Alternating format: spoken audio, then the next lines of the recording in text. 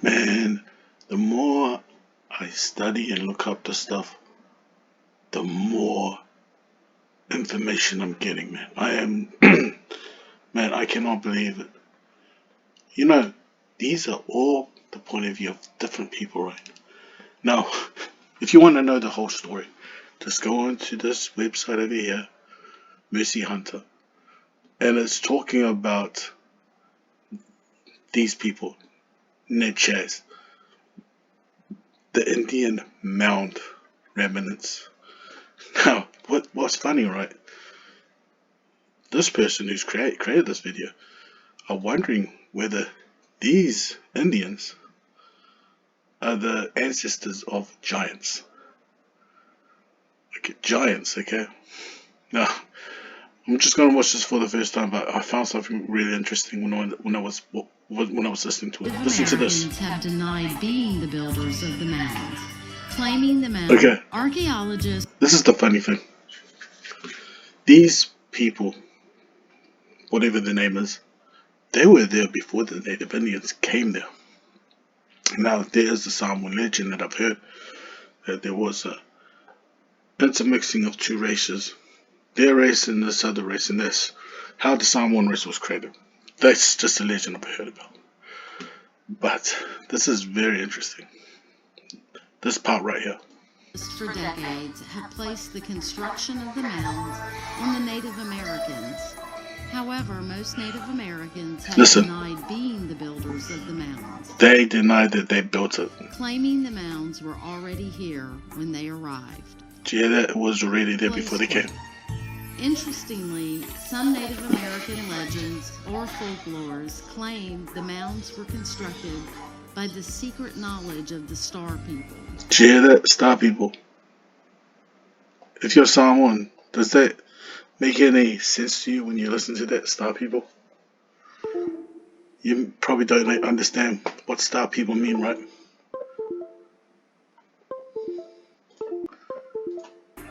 Who are the Star People? First, let's look at the brochure provided at the Museum of the Grand. The Little Corn Feast in early summer and the Great Corn Feast in autumn were two of the most important religious and social events.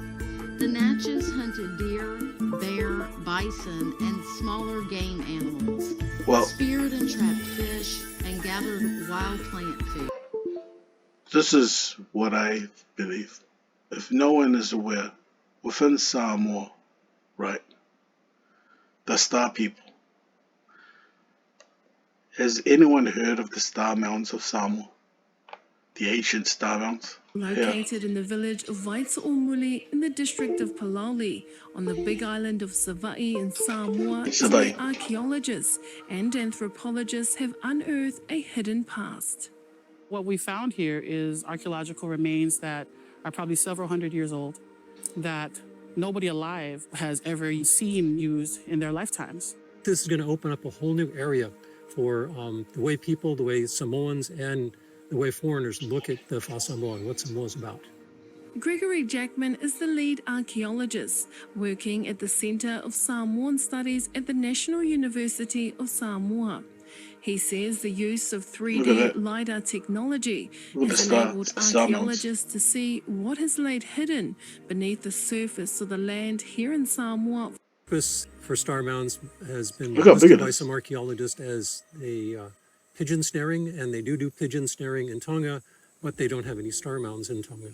Star mounds are very different in the Pacific because they're only found in Samoa. In this area, in the Palauli area, we found probably a dozen just on the LiDAR. And no, Samoa is considered a sacred island. In other areas where we've worked, such as in Alipata and the eastern coast of Upolu, we found over 80 star mounds by looking. Some of these have been rebuilt, some of them have fallen down. It appears that the walls were at least a meter and a half tall. This walkway, several kilometers up into the bush. An instrumental member of the center. We've had lots and lots of interesting conversations about all the mysteries that we've encountered here, and while we, you feel like, wow, we've discovered these amazing things, we see them now, they're here, they're uncovered, they has helped in the development of to drop in and take a bunch of information and, expect people to give you all of their knowledge without working for it. has helped to set up the Paloli Heritage.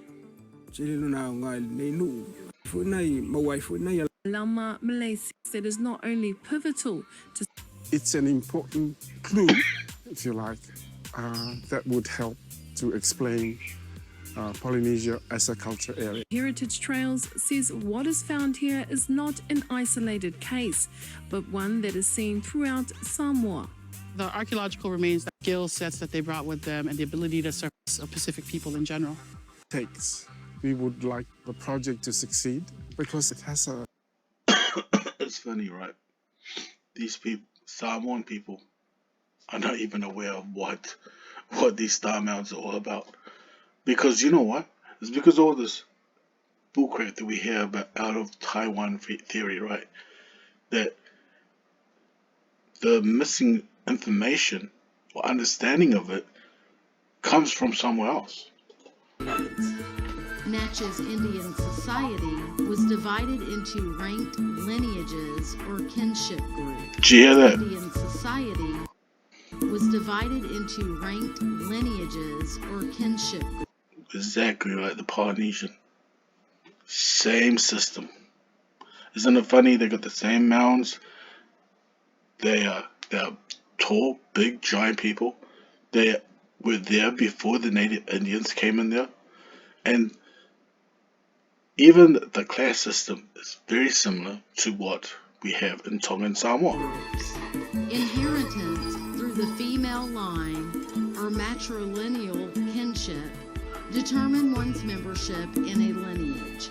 The highest ranked lineage was known as the Sun family. The Sun family. S-U-N, led by a hereditary chief called the Great Sun. Upon the death of the Sun, his wives and retainers, or his court, were strangled with due ceremony to accompany him into the next life. Temple's inner sanctum, symbolic of the sun.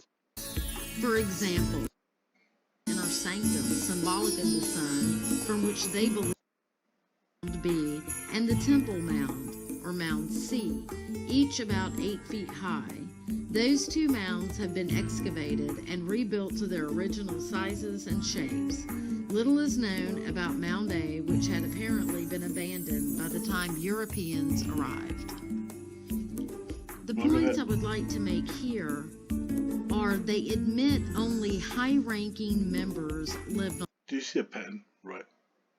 Look at all this. The mounds are all over the place, right? All over the place.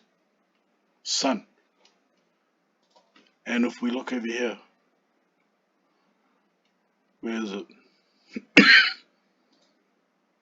Where's the map? Right here. Look at that. All over the place. Here. They're built all over the place. It's not in one place. Now the question is, I don't have no idea why they did that. On mounds. For example, Emerald Mound would be the Chief's Mound. Foster's Mound would be the second in command's mound. And the Grand Village Mounds would be the medicine man or other important figures in the chain of command, like a general or something like that. The townspeople or everyone else lived elsewhere and only gathered at the mounds when told to for important ceremonial purposes or something like that. And they also have the use of a cult or occultic language like Great Sun Mound or Temple and gift shop with Native American crafts. Native American population on the lower Mississippi when Louisiana was settled. So,